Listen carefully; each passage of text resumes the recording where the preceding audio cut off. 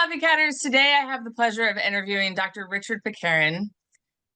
Dr. Pitcairn is a renowned veterinarian and author who dedicated his career to promoting holistic and integrative approaches to animal healthcare.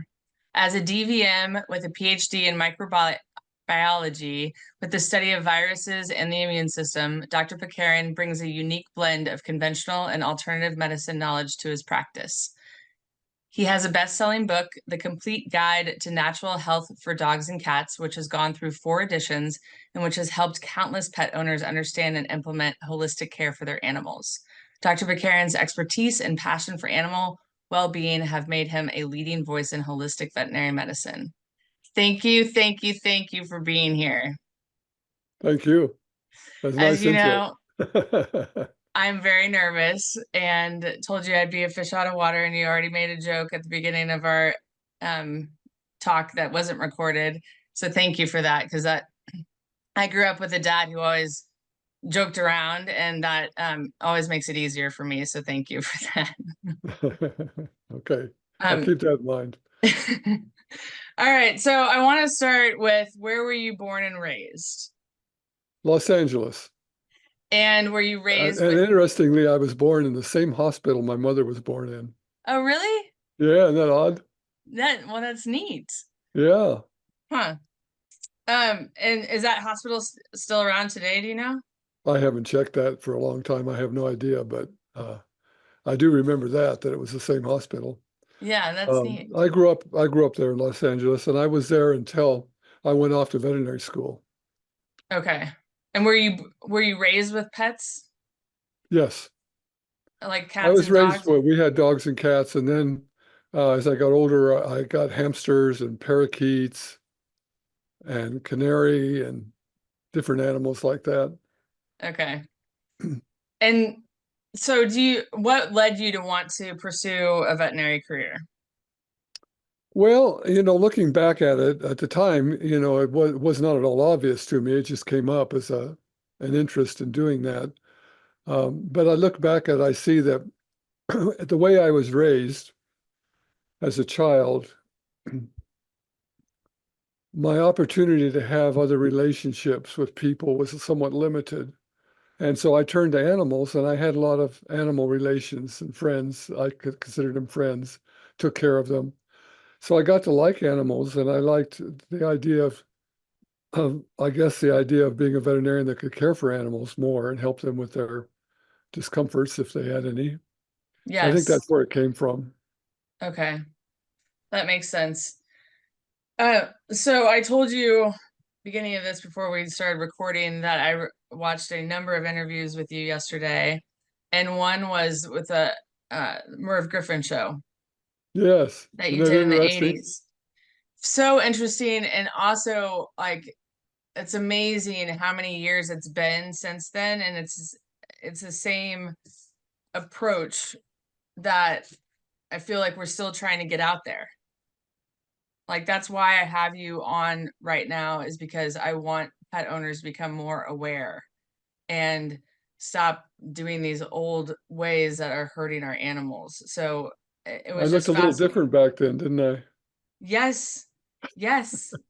Oh my goodness. I mean, I just was shaking my head, kind of in sadness, to be honest, because I think if others had adopted it sooner, whatever, we can't speculate. But what you said during that interview that was most thought-provoking to me was that you said, in spite of all my training, I didn't know how to restore health very well. And I was like, why don't all medical doctors think that way? Why don't, veterinarians, MDs, all of it? Like, I was like, yeah, preach. So I also, and I'm going to paraphrase, but you said during that interview too, the most important person in an animal's life is the one who cares for it, meaning me, for my cat, for example. Sure. So not your veterinarian, but that is a secondary, hopefully. And the basic foundation of good health is an adequate diet of really good, wholesome food that hasn't had chemicals added. Building up the health of the animal is paramount. And that's why I wanted you on today. is because I want to convey that kind of information to people that are caring for their cats, because people who Sure. follow Floppycats love their cats. Hmm. So let's do right by them. Okay. Okay. Um, so one of the things that I have really gotten into lately is homeopathy. Oh, And I okay. know that is lately, I say in the last 2 years, but more so probably in the last 6 months. I lost one of my cats in June. And years ago, one of my cats had feline hyperesthesia syndrome, and I started working with Pam of Perfectly Holistic, and she's the one who introduced me to homeopathy. And it was mostly to just handle seasonal allergies, and I was blown away by how effective it was. So the more I have folks on that are familiar with homeopathy, I want to talk about it. So I was hoping you could explain the core principles of it and how they differ from conventional medicine. Of homeopathy. Yes. Have you taken a class in it, or you've been studying on your own? Studying it on my own and interviewing people Oh, while okay. studying All it. right. Yes. Well, the principles, it's not easy to explain briefly because it's quite different. It's really the upside down view, so to speak, of health and disease.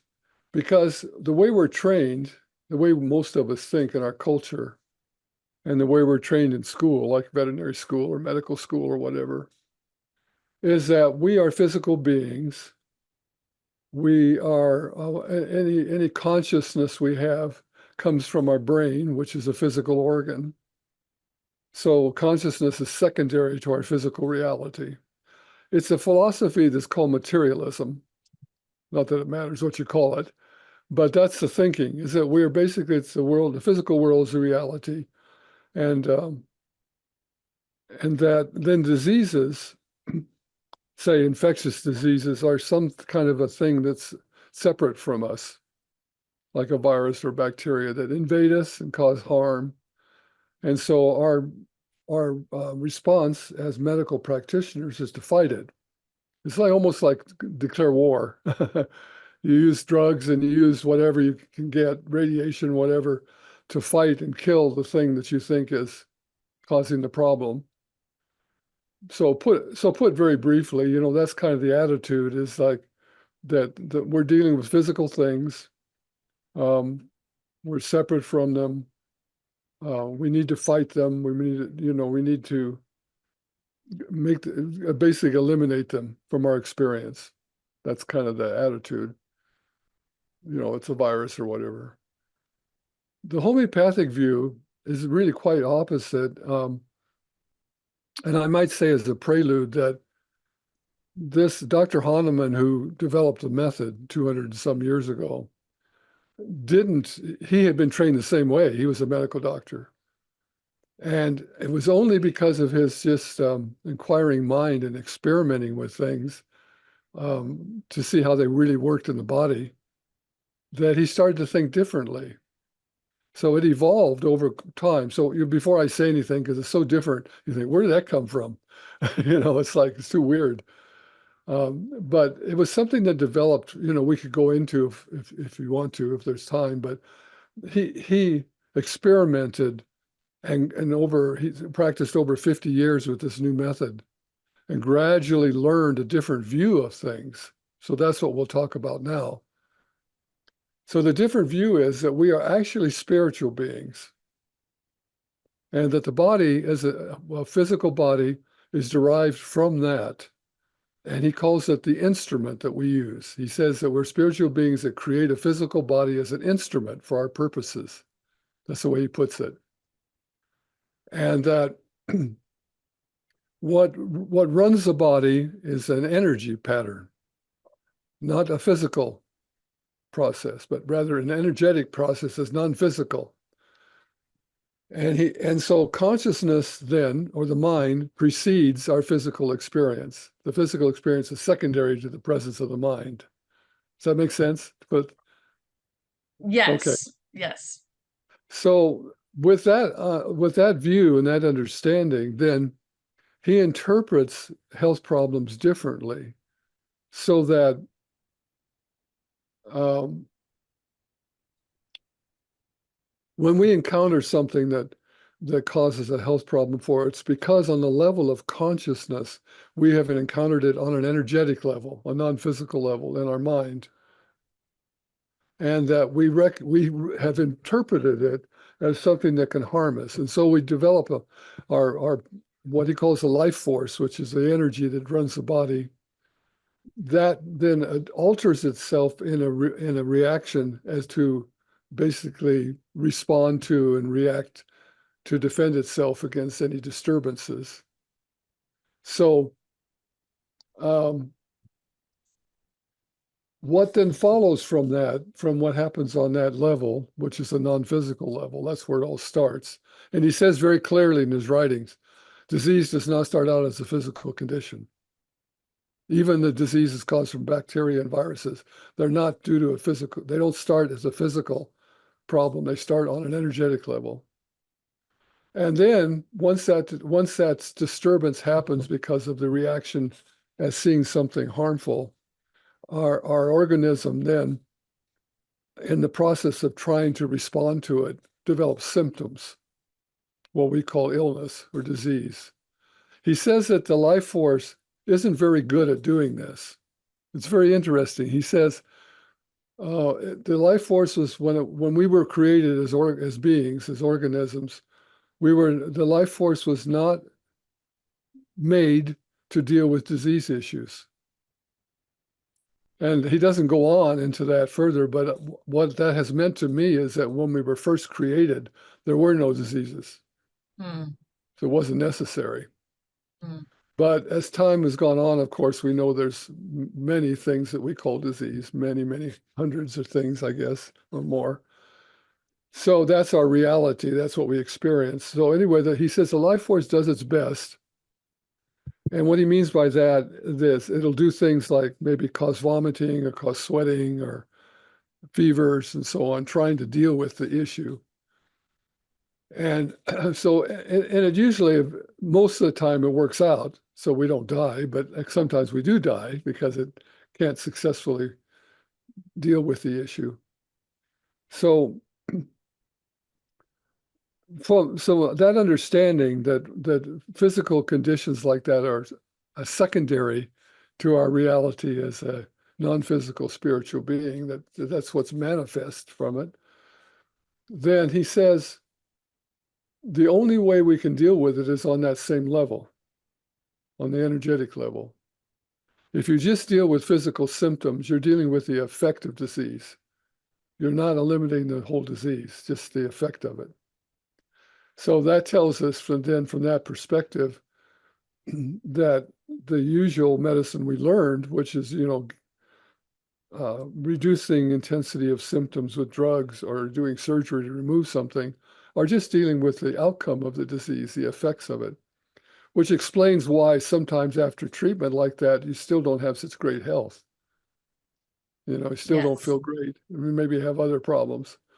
So Yeah. Dr. Hahnemann tells us that we have to eliminate the initial cause, which is on the non-physical energetic level. He said, that's what you have to deal with.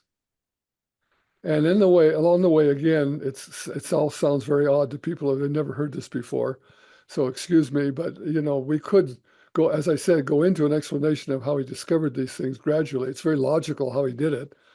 But basically what I was going to say here is that he found out through the study of using substances to treat that they act on an energetic level as well. And that what you can do is pick when somebody has an illness or an animal has an illness, you can take the details of it, the symptoms that exist, and you can match the symptom pattern to a medicine that will cause the same kind of disturbance, a substance. What would you call a remedy in homeopathy? Could be a Yes. plant, a mineral, it could be an animal product, it could be a poison, it could be snake venom, it could be a whole bunch of stuff. There's, over 1,000 different remedies that have been worked up. So what he did was he found out how these substances would work by testing them. He and his doctor associates and friends and others did testing where they weren't sick, they were in this healthy state, but they would take these substances repeatedly until they had symptoms. Mm. And that's in the homeopathy, it's called doing a proving, Mm-hmm. a testing of it. And so then once you know what these things will do, when you're presented with a sick patient and you see their pattern of illness, you match the remedy that will cause the same disturbance. Now, why would that work? This is what's very particularly interesting. Why Yes. would that do anything? Well, he tells us that what happens is then that the encounter with the original influence that brought about the disease state is eliminated or pushed away by the remedy, which could be made more powerful.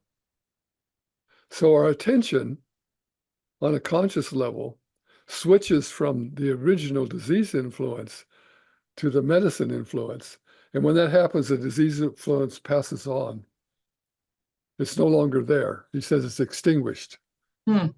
The medicine influence is temporary, passes off, and you're back to your normal state, which is healthy. Yeah. Interesting, huh? It's very interesting. And I think you really have to see it to believe it in a lot of ways. Oh yeah, that's the only way you can confirm this is Yes. that actually you see it work. Yes. Otherwise, it's all BS. Yes. Yes.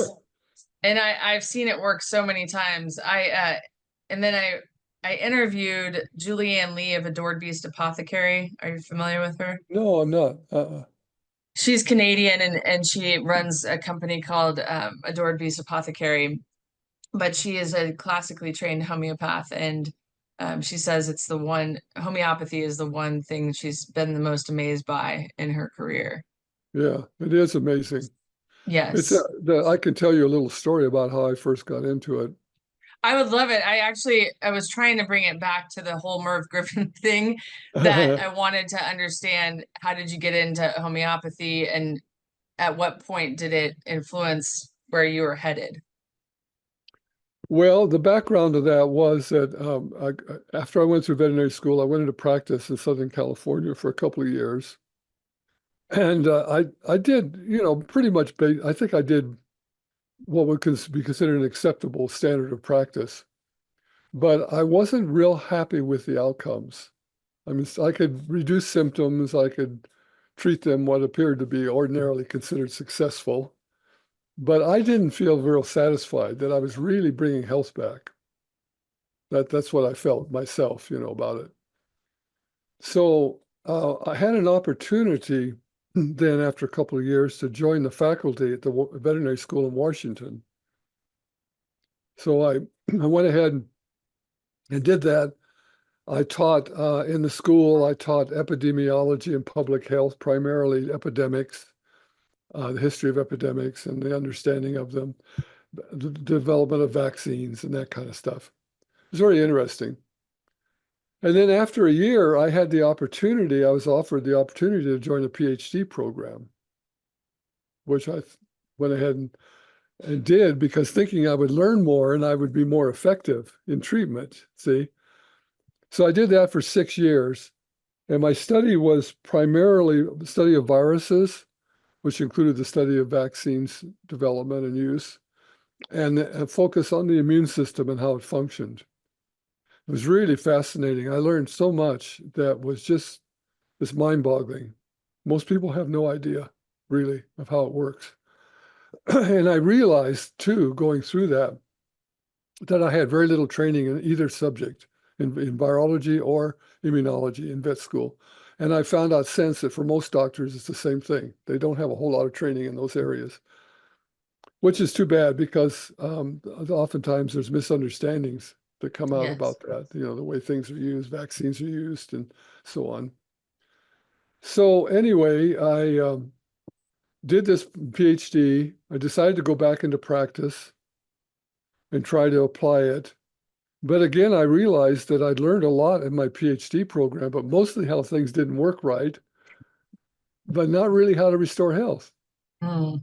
So again, I was kind of disappointed. That's not quite what I wanted.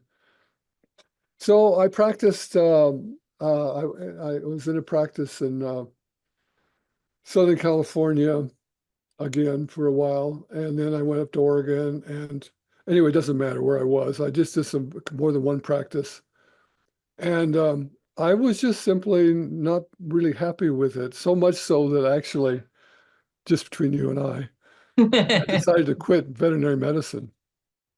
And I, for a year, taught physics in a high school. Oh, wow. Yeah. And Huh. then I had to go back into veterinary medicine to make enough money to pay the needs I had, child support and stuff. Um, so I did, and I got a job at an SPCA in California. I worked there 7 years.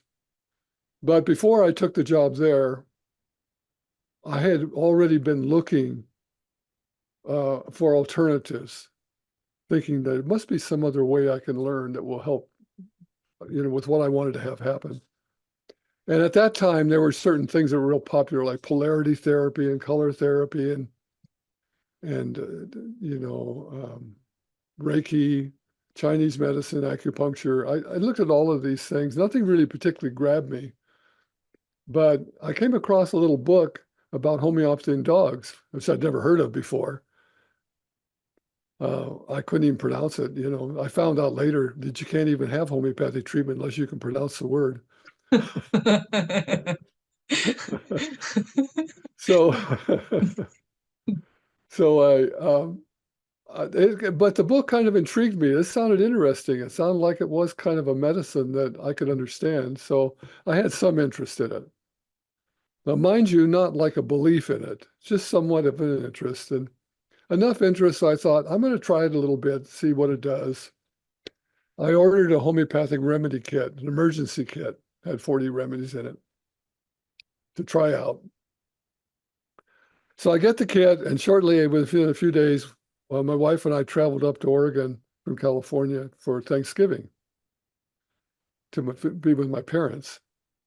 And along the way, I got the flu, aches, fever, chills, headache, nausea, the usual stuff. Got pretty sick. When I arrived at my parents', I went to bed. I'm laying in there pretty miserable. And I'm hearing the family out laughing and having a good time setting up the table for the Thanksgiving dinner. Feeling sorry for myself, pitiful. But I had my remedy kit, and I had a book I'd gotten, a Materia Medica by Boricki, and I thought, well, I'll see what it says about treating flu. Might as well try it.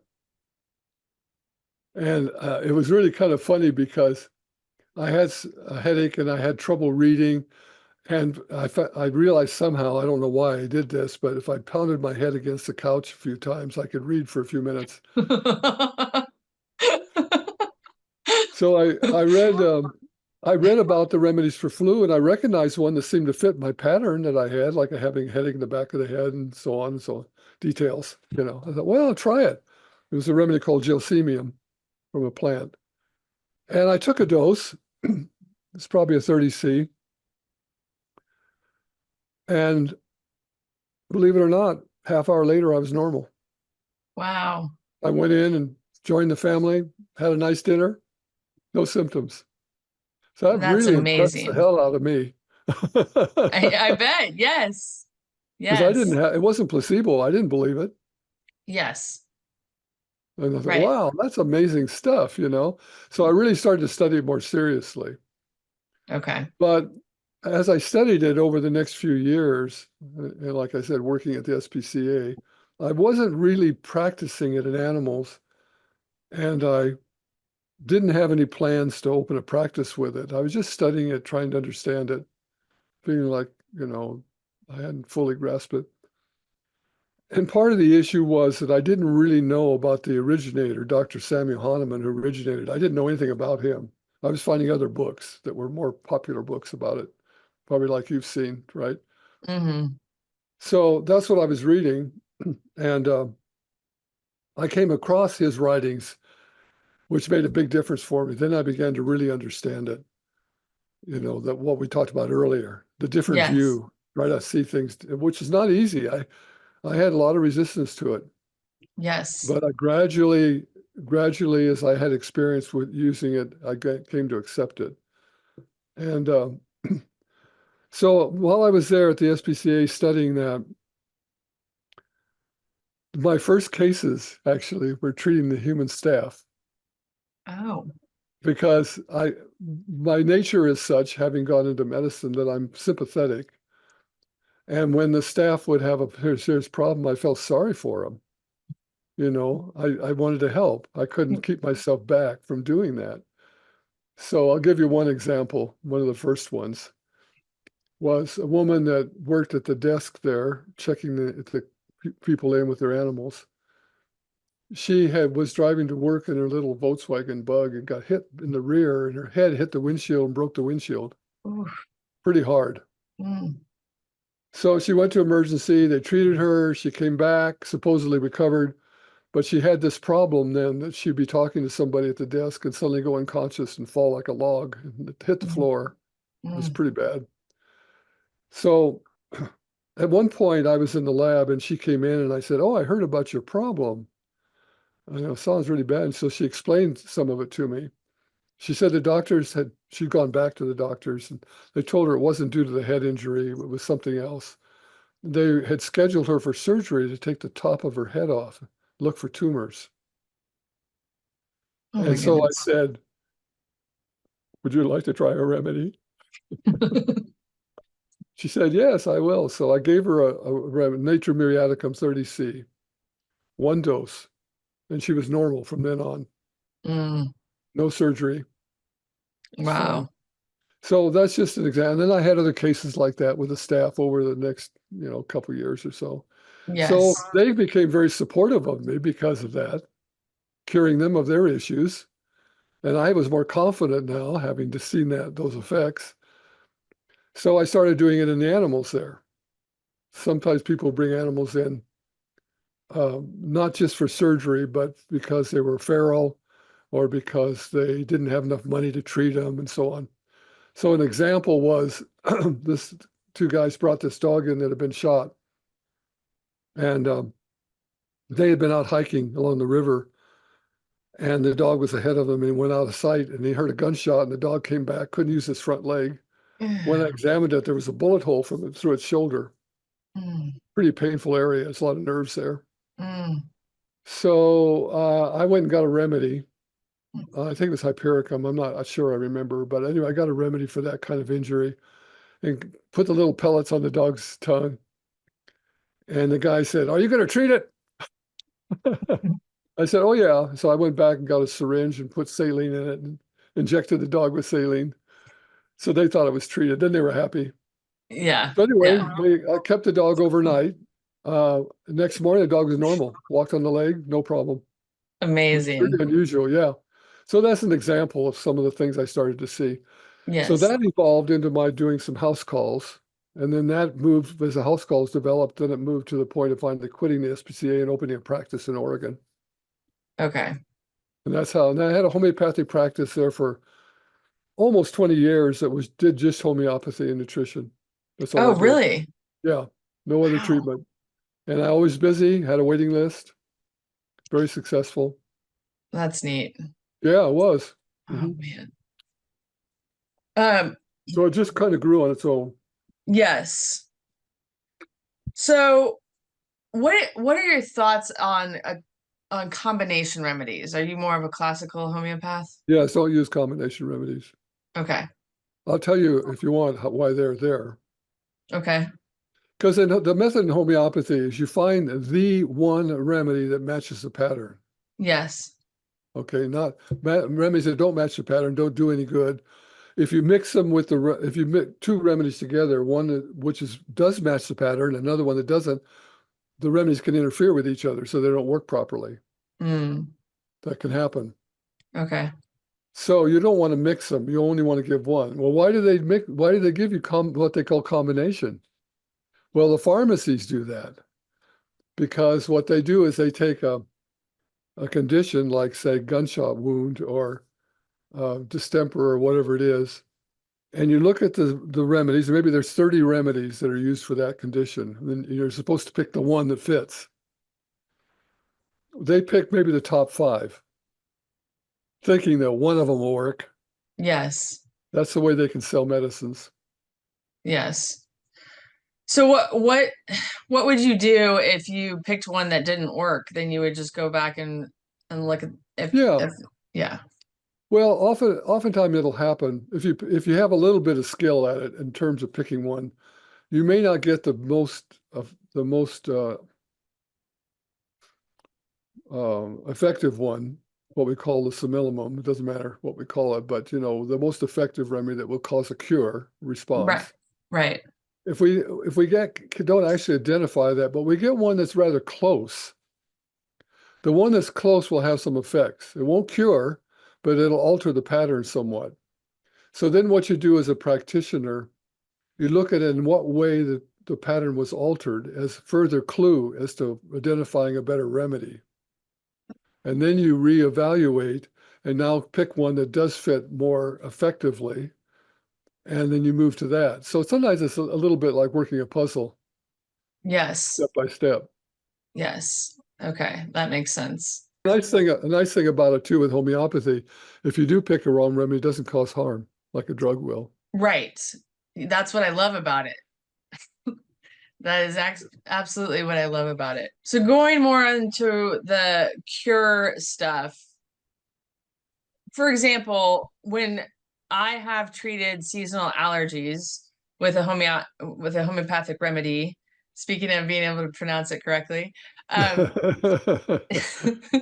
I, it will be solved for that day, but I have to re-give it the next day for it to be solved. So to me, that's not cured, correct?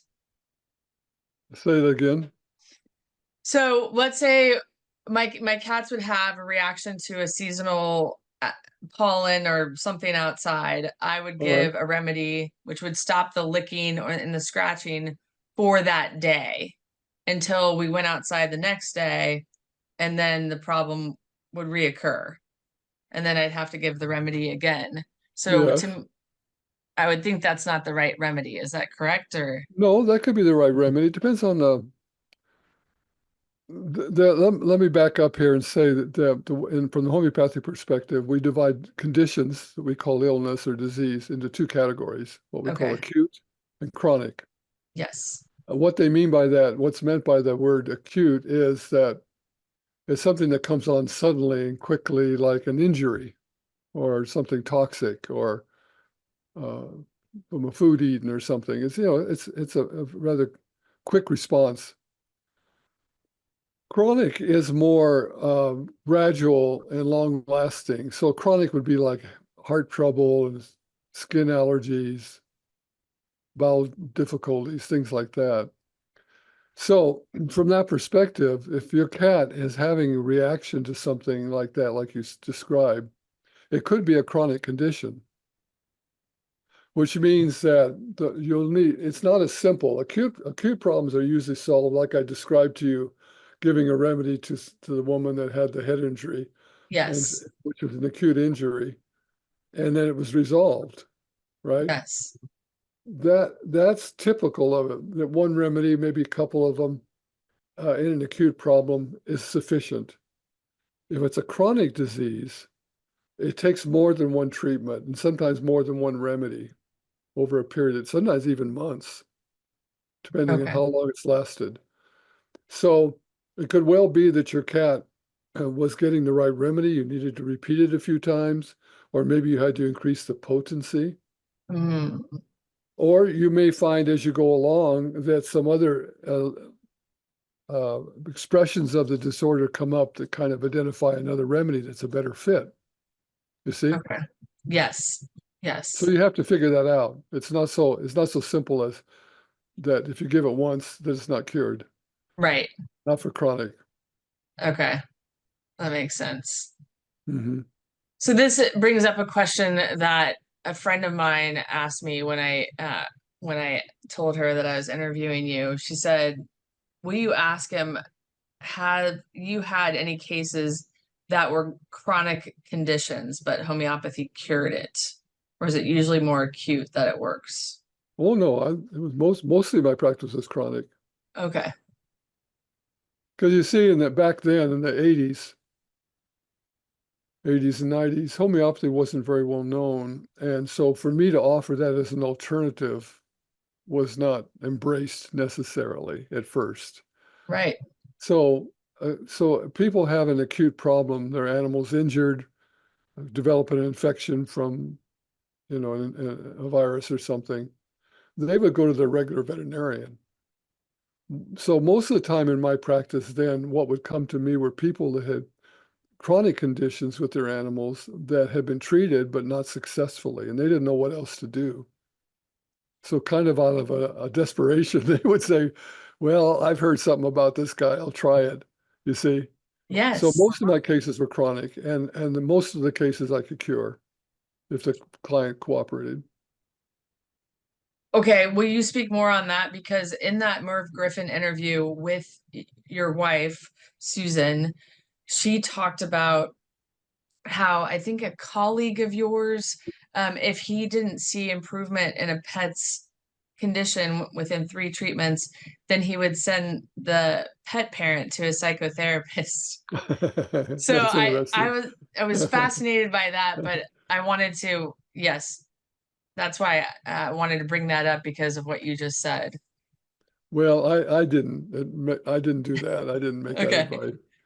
That's interesting though. But So what do you there mean is by cooperated? um, well, as we've been talking about, the system is different. So it's difficult for people to accept the interpretation or the principles. So say, for example, I'm treating a chronic case. The first time I treat it, there's an alteration in the pattern. I I've given what I thought was the best remedy, but as I described earlier, it may then change to indicate one that's a better fit, which means there are still some symptoms there. Yes. Well, so I'm interpreting it, oh, now I see more clearly what the next step is, right? I'm figuring it out. The client says, it's not working, and they go somewhere else. You Oh, see?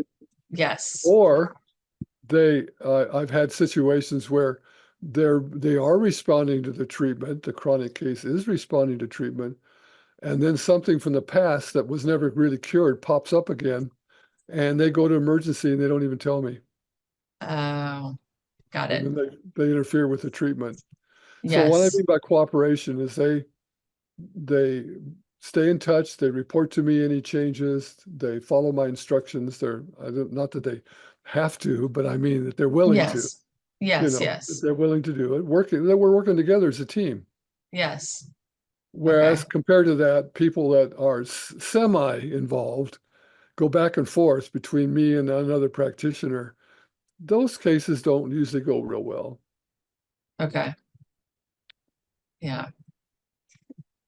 That's interesting too, that as you started to see some of the curative process, it might bring up another condition as you like take it down the layers, right?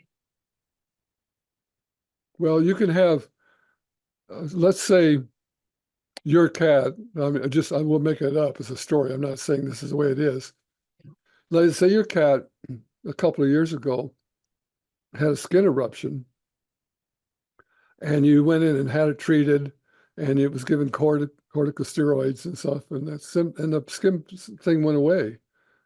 But now, from the homeopathic perspective, what we understand is that the persistent condition, because it's not cured, is now manifesting as a seasonal allergy. Mm, So if that was the way it was, for mm, example, right. and I'm treating it and I give a remedy for the seasonal allergy and the cat improves, and then after a couple of months the skin eruption comes back. That's a good sign because that means we're actually dealing with what was suppressed, never cured. Now the next step is a treatment to take care of the skin eruption, to Mm, completely resolve it. You see? Yes. So that's the layer I'm thinking, or the Yeah. layers that I was thinking of. Okay. But need to go the opposite direction. So the same friend who asked that first question, I'll ask the secondary question, and you've kind of touched on it, but what increases the odds of a curative response with homeopathy? Well, it depends on the skill of the practitioner, I guess. Yes. And the willing participant, the team that you spoke Yeah, about. yeah. Yeah. There's many factors. Certainly how much that the practitioner has studied it and understand it properly, not because there's um, different ways homeopathy is taught. What you used the word classical before means the way that we're talking about, the way Dr. Hahnemann developed, which is the one to use. There's some modern methods of variations of homeopathy that really aren't that effective. So if the practitioner has a good understanding, he or she's going to be more successful. And as you said, the client cooperation is a factor. And then another factor is the lifestyle of the animal. What are they fed? Because that could be what's causing the problem. Yes. What's the environment they're in? What's the emotional state they live in? All of those things are factors. And Yes. so, the more that everything that could be of any significance, the more optimal it is, the better chance of success. So I Yes. often change people. That's why I did nutrition too, as I would change the diet the animal was on, Yeah. because the food was often a factor in causing the problems. Right. Yes. That is often overlooked, I believe, in It conventional is medicine. very much, yeah. Yeah. That's why our book emphasizes the diet so much. Yes. I think that's very important. And I do have questions about that a little bit later on. Uh, so do you think that the approach of the treatment of acute and chronic conditions with homeopathy is the same, or are there specific considerations for each? I'm not sure I understand the question yet. So would you approach an acute situation differently than a chronic one? Like, let's say I come in with a gunshot wound, that's one thing. But and then I bring in another pet that has, I don't know, has been itching for years and can't get it under control. Would you approach that any differently with Oh yeah, homeopathy? yeah. Because that's part of the skill of being the practitioner is you recognize the difference. And the acute problems are usually there's a group of remedies that are well known to be appropriate for acute illness. Okay. There's also a group of remedies that have been identified as suitable for chronic conditions. So you as a practitioner, you know the groups and you know the difference between them. That doesn't mean in a chronic case you don't use both groups, because the chronic thing could be suddenly, for example, say the problem that exists suddenly develops a severe hemorrhage. Well, you can use remedies and acute remedies for hemorrhage. But then Okay, when that's successful, then you move to the remedies for the chronic condition. got it. Yeah. Got it. That's what I was looking for. Thank you. What are some of the common feline conditions that you have successfully treated with homeopathy? Well, what is it the cats get? I would say like UTIs, but Oh that yeah. again, that's diet related. So yeah. Yes. Well, you can have a related problem. It's something in the food that's causing the problem, that's toxic or causing disorder. And the Yeah, remedy could be effective, but the problem will come back if the food's continued. correct. Yes. Um, are there any conditions that you believe are not well suited for homeopathic treatment?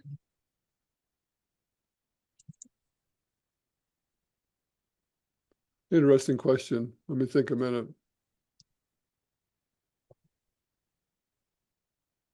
Well, I wouldn't, I know, I don't think there's anything that's not suitable for homeopathic, but there are some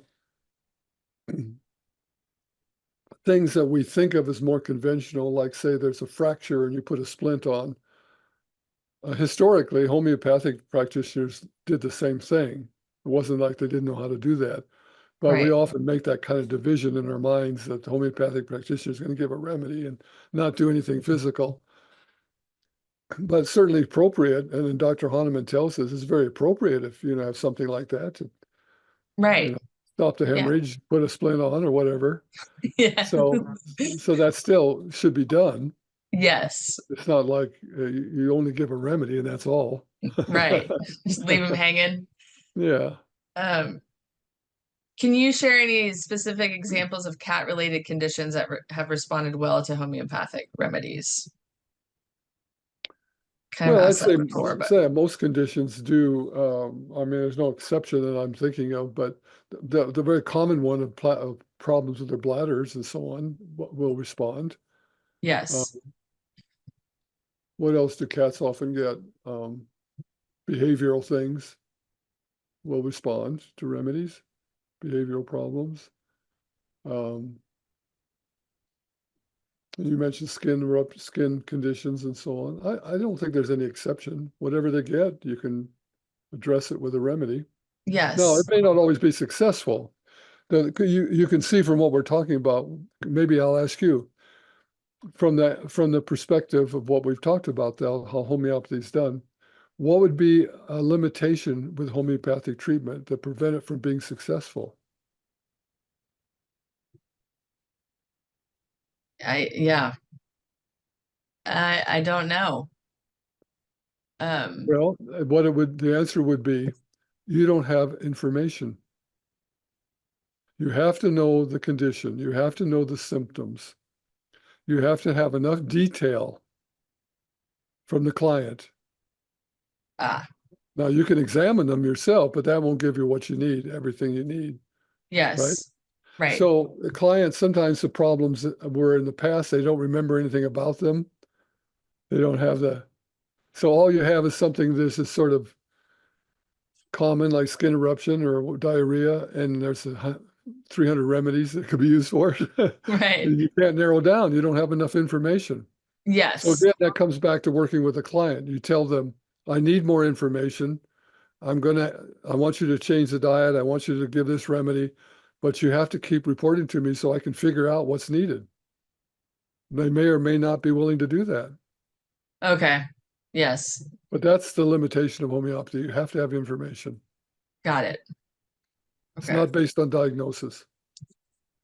Okay. Do you think that there is a future in veterinary medicine with homeopathy? I certainly hope so. I certainly hope so too. It's not particularly growing. I mean, we're training veterinarians. The course that I started in 92 is continued, and we are training, but not huge numbers, maybe Yes. 30 or so in a class. We've trained Yes. over 500, but that's small compared to all the veterinarians out there. Yes. And there has always been, for the last 200 and some years, a resistance. The conventional medical system has always resisted homeopathy. Yes. Very odd, but they do, and they Yes. still do. They're now talking about taking the remedies off the shelves. I know. I've signed a petition on against that, and Yeah. I can't understand it at all. I think once you see it, I mean, you personally experienced it with the flu situation with yourself, but once you see it in your animal, it's pretty powerful.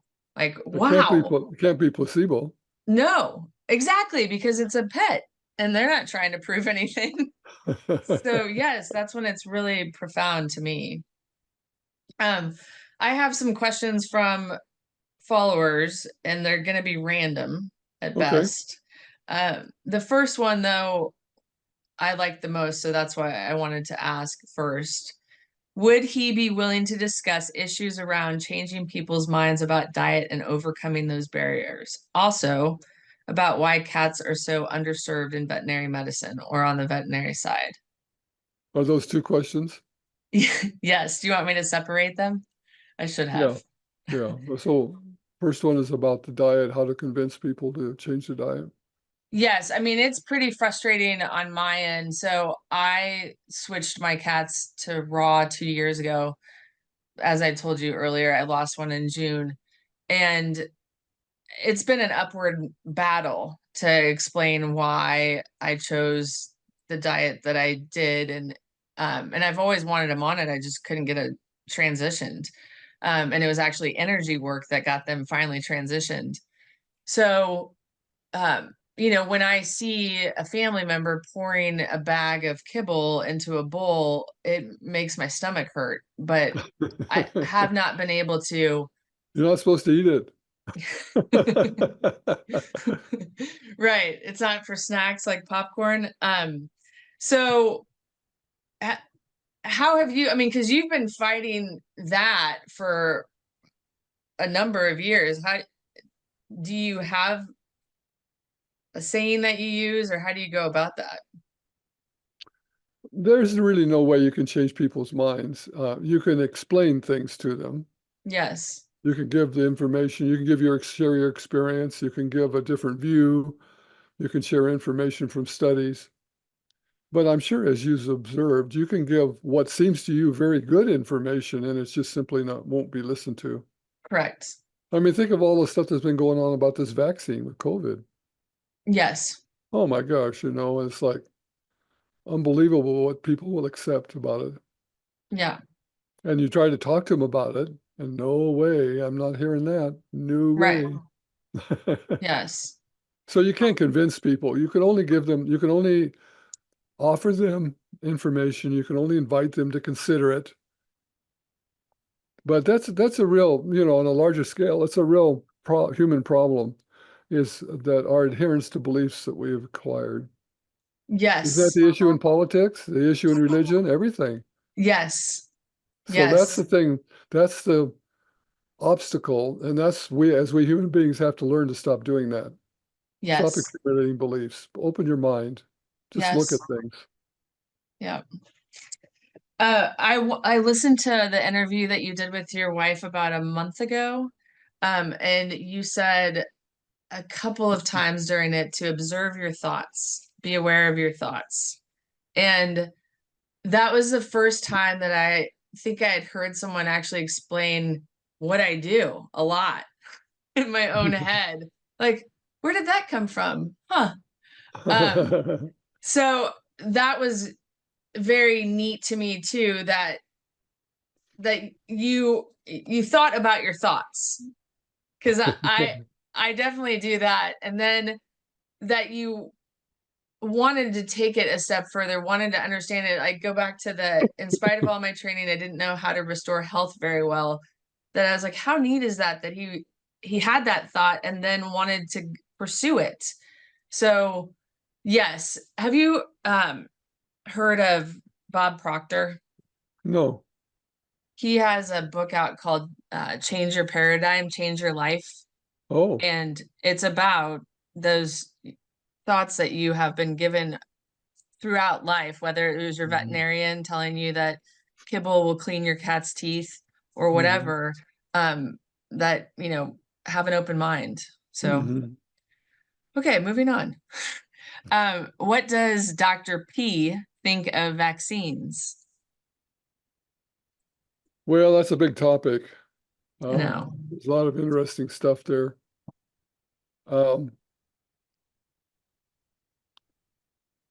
the idea originally, when vaccines were first developed, the first one by Dr. Jenner, which is smallpox vaccine, was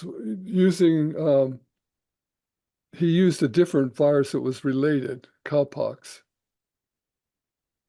And it was close enough in relationship that when it gave it to people from the cow, they would develop immunity that would work for smallpox. So that was a pretty good plan, and it worked out pretty well. Yes. But then what happened as time went on and this whole thing evolved, it moved away from using a similar remedy to using the same virus, say, as cause of disease, which is different. Hmm. And so here's then how that virus causes the same disease, polio, say, or mumps or whatever it was in people, distemper in dogs. There are two ways in which that was done. One was called what we refer to as modified live vaccines, and what the modified live means that the virus has been changed. It's the same virus, but it's been changed by growing it in a different species. And the virus is a living agent, just like your dog or cat is, or like you are. It's a living being, and it adapts itself. So if you take say, a human virus and you grow it in a chimpanzee or you grow it in a rat or whatever you can grow it in for several, passages, the virus now adapts to the other animal. When it's put back in the person, it's the same disease, but it's now very mild. Mm. It does grow in your body. That's what I mean by live, modified live. It's been modified by growing in another animal. It still grows in your body, but not as much as it would be otherwise if it were the same natural one to start with. Yeah. And it doesn't cause the symptoms that the original disease would have caused. But it will result in immunity, or it can result in immunity. It's possible. So that's one way. And that's also that particular method is the one where they talk about shedding, because a live virus growing in your body can come out through your breath or your sneezing or whatever, coughing or whatever, because it's a live virus that's being transmitted. And again, as it starts to grow in people, it becomes more virulent. Yeah. Now, the other one is called killed vaccine. And what they do there is you add a chemical to the virus so it can't grow. So when it injects in the body, it doesn't grow in your body like the other one did. And so so it doesn't do much. So what they've done is they've added what we call adjuvants, aluminum or mercury or whatever it is, different things that stimulate the immune system to react. The downside of that is that the it's stimulating the immune system to react to the virus that's mixed with the other chemicals. But sometimes because those other chemicals are in there, it cause damage to your tissue. So sometimes the immune system reacts to your tissues as well, which can lead autoimmunity problems. But even if it just reacts to the virus, that's not going to produce very good immunity, because the immunity the way it works, I'm sorry, it's a complicated topic. The way it works in the natural disease with a virus is that the virus, of course, causes an infection by going into the cells and growing within the cell itself. It's not like a bacteria that grows outside the cell. So the only way the immune system can recognize that the virus is there, or that there's a problem there, is by recognizing the cell that's infected with the virus. The cell surface changes. That's like what the spike protein does. It gets out on the surface of the cell, okay? And it develops immunity to those cells that have been changed. So when you're immune to a virus infection, that immunity acts by killing the virus-infected cells. There's particular types of white blood cells, they call T cells, that come along and kill all the cells that have the virus in them. Now, when you use a killed vaccine, you're not initiating that at all. Now you're creating an antibody response to the virus, but that's not very effective. Mm. So basically, that being a prelude to the question, it depends on what the animal's getting. I would say most of the time the vaccines aren't terribly effective, but sometimes they can develop. It's been shown that they develop immunity. However, it's well known in immunology that if you give a vaccine that produces immunity, it's lifelong. There is no need to keep repeating them like they do. The reason they keep repeating them is because they're not very effective, Mm. you see, and then they cause problems, as I just described. Yes. So I Okay. don't recommend the usual pattern of vaccination. If you're going to get vaccination, I think it's even better not to vaccinate at all if you can have the situation where you can raise your animal in a healthy way with good food. But if you do want to vaccinate, minimize it. Don't mix a lot of vaccine, give one thing at a time, distemper by itself, parvo by itself. Don't mix it with other diseases. That immune system can't handle that. Right. And then do you also suggest using a homeopathic remedy after a vaccine? No, no, No. only use a remedy if there is observable effect from it. Okay. So no, don't do a detox in general, only if there's an observable effect. Yeah, because most Okay. animals won't have a reaction that you see. Okay. But Uh, how would you even know which remedy would work? You haven't seen the symptoms. true. True. Good point. Yeah, And by the way, you did an excellent job of explaining that for me. That my brain understood that very easily. So thank you. good, good. You're doing Uh, well. what are the benefits and drawbacks of waiting until a kitten is closer to 1 year old before spay and neuter? Um, just that they have more normal physical development. Their body's developing, and so they're developing into full expression of what they are by the time they're mature.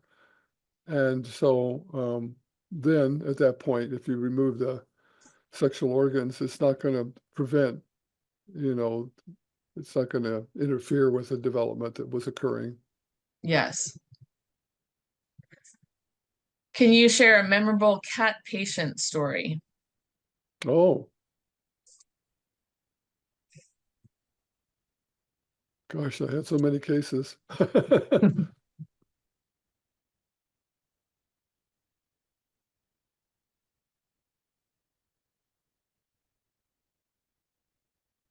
Well, I had a cat at one time. It's kind of impressive because it was a case of cancer he had a cancer around the mouth. Mm, And there was a homeopathic remedy that was notable for problems like growths around the mouth that I used, and it cleared it up. It completely cured. That was pretty memorable. I'd say. Yeah, Usually you don't hear about that. yeah. Cool. Okay, those that ends it with the questions from readers, and then I was just gonna Okay. go into general career questions. What are your most memorable or rewarding experiences of your career, either homeopathic or otherwise? Moments. Yes, memorable or rewarding experiences. Well, most of it has been. I mean, it was, you know, getting a veterinary degree, getting a PhD. All of that was, interesting and Yes, a feeling of accomplishment. And then learning how to do homeopathy, as that developed, that was exciting, of course. yes, And then yeah, being able to open a practice and the practice did well, that was exciting. yes. And our book as well. Our book sold well. I think the coolest thing about your book is how many languages it's been translated into. Oh my gosh, I don't even know them all. I know, it's amazing. Like to open up a book and just it's in Chinese. It's just very Chinese, cool. German, Spanish, Yes, Turkish. I don't know how many there are. It's amazing. it is And it amazing. sold, I think, something like 600,000 copies. It's amazing. That's awesome. Yeah. Have you faced any significant challenges or obstacles in promoting holistic care? Obstacles? Yeah. Well, I'd say the main thing is people just don't want to hear it. That would be the obstacle, right? They don't Yeah. want to they don't want to change their view of what they think they understand medicine. They have a belief in it. They believe that doctors are authorities and they know what they're doing. And there's a very strong belief in that. Doctors are put in a special category as really, really having profound wisdom and really respected. And so when you start suggesting that maybe they don't know as much as they think they do, and there's another way to deal with it, that's just reject. I can give you a little example of that if you think we have time. Sure. Um, there was a fellow that he was driving his car in the freeway and he got into a big pileup, big accident that happened and got killed. And his spirit went up to heaven.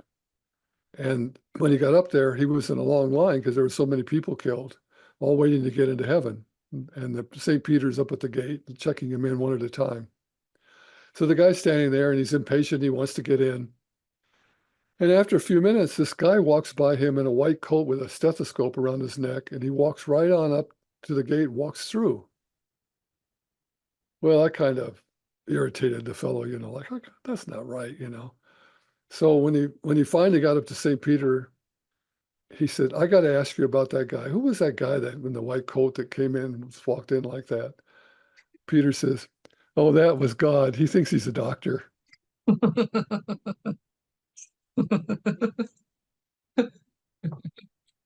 Oh, that's a good one. That's a good one. What advice would you give to pet owners who are considering holistic care for their cats?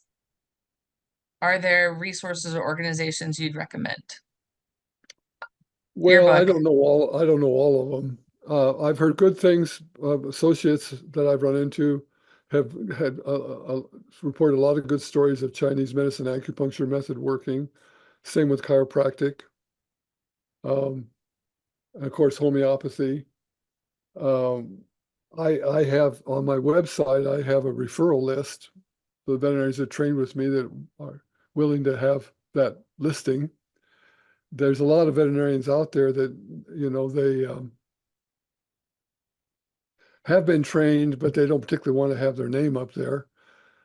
So you can just check in your community. You can go on Facebook or um, neighborhood forum or something and say, is there anybody here, is there anybody that does veterinary work that does homeopathy? You could ask your neighbors and associates about it. And on my website, it's under referrals. But you can organize by state. Okay. Uh, I will and include a then, link to that. yeah, okay. And then there's the Academy of Veterinary Homeopathy. There's human homeopathic associations, but you're talking about more animal, Yes. the Academy of Veterinary Homeopathy. Um, the the other thing is I would encourage people to look at nutrition. Our book is good, but there's other ones out there too. The main thing is to really get away from commercial foods and start using fresh foods. And as we've put in our book, to minimize meats because of the chemical contamination. So anyway, it's an important part of it. I had people in my practice that would be on a waiting list. And after a month or two, when they get on our list, we'd always just mail them some of our recipes.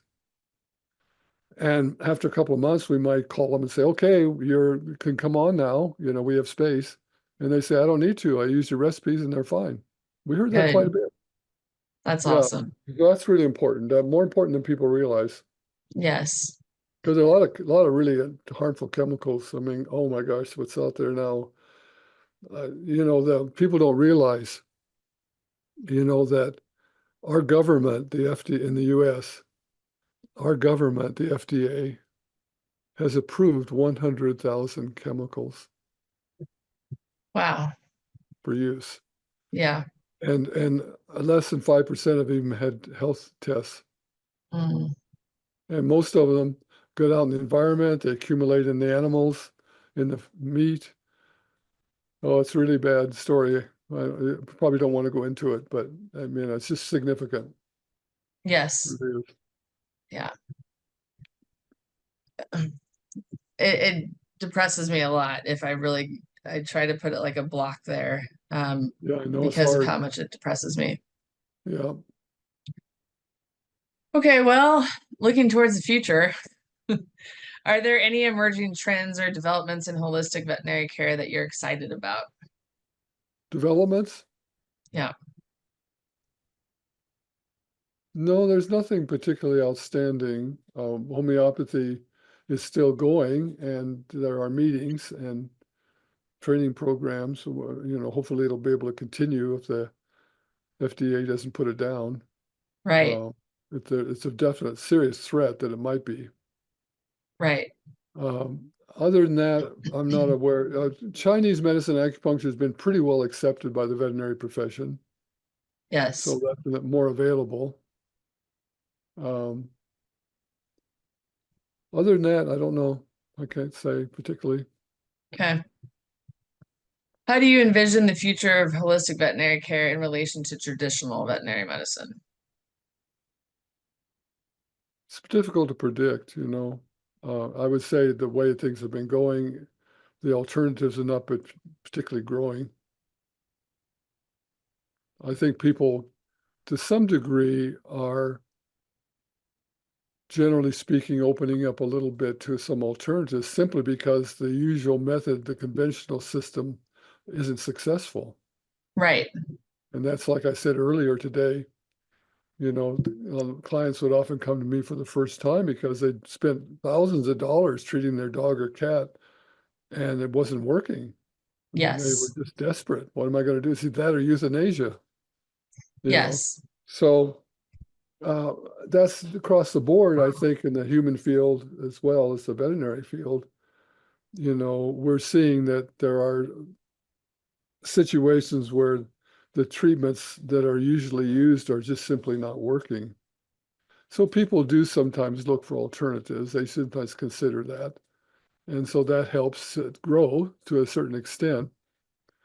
And I found in my practice that when I had that happen and then I would be successful in treating their animal, they were very impressed and would stay as clients from then on. Yes. So that could certainly grow in that sense. But Right. you have to have practitioners willing to do that kind of practice. Yes. That's the problem. Yes. And there's already a It's, veterinarian shortage. So, yeah, and also for a veterinarian to take that on and they convert their practice to some kind of alternative has ramifications because they're often criticized by their colleagues. yes. Yeah. So it's not easy. No, it's not. So it helps the people then that are listening to this, the more they support those veterinarians, the better it is. Yes. And the more they request alternative, like I don't want to do that to my pet, or is there something else that we could do? I think Right. that really helps as well. For example, a quick story is that my parents had a German Shepherd who had degenerative disc disease, and he had had an MRI and an ER, something like that, um, facility. And I was in charge of the whole thing because my parents were out of town. And I looked the veterinarian who gave me the diagnosis straight in the eye and said, have you ever in your career had any success with any alternative treatments? And he said, I know one acupuncturist that is about 45 minutes away who has helped a dog walk again. So I think it takes that as well, asking the questions. And that dog, my parents' dog, walked for 2 more years because we took him to that acupuncturist. Good. It was pretty cool because I walked him in there with the towel, holding his back legs up type of thing. And then he ended up walking on his own. So Wow. Nice. yeah, so I hope that these kind of interviews and putting them out on social media will help provoke people to ask those kind of questions.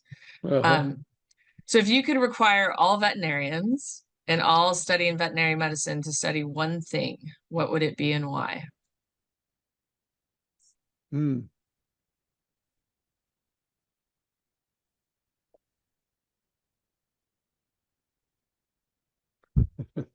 That's a big one, isn't it? I know. Um,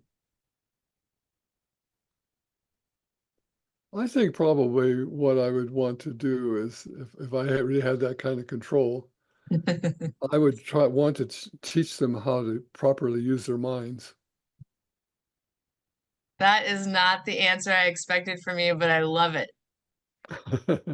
Wow, that is a good one. That's a really good one. And that's an excellent ending because what I wanted to tell you was when I was watching that interview with you and your wife, that was about a month ago, and I'll include a link to that too so people can watch it if they're interested. Mm. I have good friends who are around your age that live in a small town in New Mexico called Carrizozo.